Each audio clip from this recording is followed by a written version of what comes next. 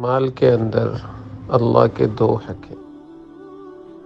پہلا حق تو اللہ کا یہ ہے کہ یہ اللہ کے حکم کے مطابق مال کما رہا ہے یا نہیں کما رہا۔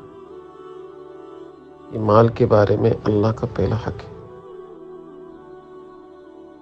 اگر یہ مال کے اندر کوتاہیاں کرتا ہے، اللہ کے حکم کے مطابق نہیں کما رہا، تو اس نے اللہ کے حق کو ضائع کر دیا۔ اللہ کے حق کو ضائع کر کے مخلوق پر خرچ کرنا، مخلوق کے اوپر اپنے دریا دلی دکھانا، یہ سب بیکار جائے گا۔ اور دوسرا حق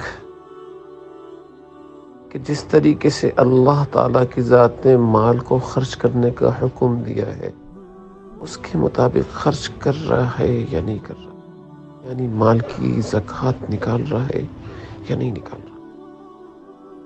اگر مال کی زکوٰۃ ہی نہیں نکالتا تو اس نے اللہ کے دونوں حق کو ضائع کر دیا۔ اب یہ مال اس کے لیے بھی وبال ہے، اس کے لیے بھی وبال ہے، اور جو دیکھنے والے اس کو دیکھتے ہیں اور رش کرتے ہیں کہ ہائے اس جیسا مالدار ہم بھی بن جائے، ان کے لیے بھی وبال ہے، ان کے لیے بھی امتحان ہے۔